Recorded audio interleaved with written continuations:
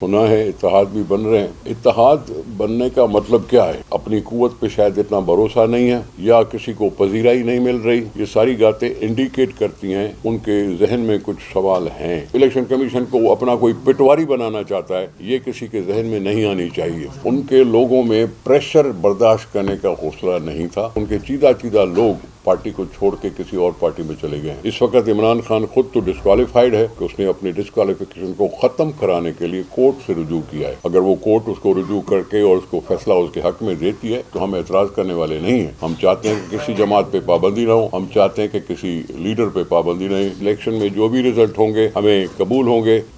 हमने हमेशा लोगों का साथ निभाते हुए अपनी जान की भी परवाह नहीं की। हम लोगों को बेसहारा नहीं छोड़ना चाहते, इसलिए जो पल गुजारा हुकूमतों में हमने कुछ अवाम के लिए किया, लेकिन दूसरों की बातें खुल के सामने आ रही हैं कि अपने मंशूर में कुछ वो चीज़ें शामिल करने की कोशिश की जा रही है कि जिससे 18वीं तरमीम का वो तस्वर जो दिया गया था उसको कुछ डावाडोल कर सके। 18वीं तरमीम की सबसे बड़ी बात थी कि हम पाकिस्तान को वो सूबाई खुद मुख्तियारी दे सकें जिसकी हर ज़बान पे ये था मुतालबा कि उस 18वीं तरमीम पे सूबाई खुद मुख्तियारी देने से इस मुल्क के सारे सूबों को ज़्यादा हुकूक मिल सकते थे। ये और बात है कि काफ़ी सारी ऐसी महकमे हैं जो अभी तक डिवॉल्व नहीं हुए, और वो डिवॉल्व अगर हो जाते तो वफाकी हुकूमत का ख़र्चा कम होता, हर सूबा अपने ऊपर बार उठाता और कुछ न कुछ करने की कोशिश होती। एजुकेशन भी डिवॉल्व होने वाला था, और भी दूसरी थी लेबर में और दूसरी महकमे में ये सारी डिवोल्यूशन होनी चाहिए थी जो अभी तक पूरी नहीं हुई। लेकिन रोना रोया गया कि जी इस सूबाई खुद मुख्तियारी देने से वफाक कंगला हो गया। उनको शायद वो दिन याद आते हैं कि जब वफाक के पास 57% हिस्सा रखा गया था रिसोर्सेज में, और शायद सूबों के लिए 43 या 44% रखा गया था। इस वजह से भी हमारी डिमांड बढ़ी कि सूबे ही तो हैं जो टैक्स जमा करते हैं, सूबे ही तो हैं जो ख़जाना भरते हैं, तो उसमें सूबों का ज़्यादा हक क्यों नहीं होना चाहिए।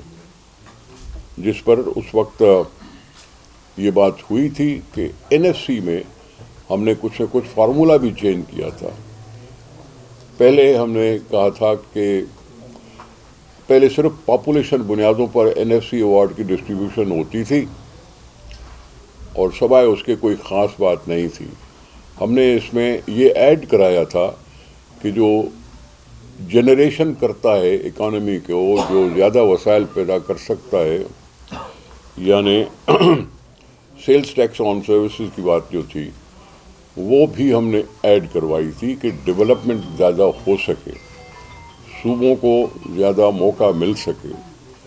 आज मुझे बहुत अफसोस है कि जैसे पहले इमरान खान कहता था कि वफाक कंगला हो गया, इसी तरह से आज नवाज शरीफ भी उसकी पैरवी करते हुए उसी मौजू को लेके और अपने मैनिफेस्टो में चीज़ें डालने की कोशिश कर रहा है, जिससे सूबे कमज़ोर होंगे और अगर अपना वो हिसाब बढ़ाएंगे तो अक्सर तो वो बेजा खर्चों पे चले जाते हैं।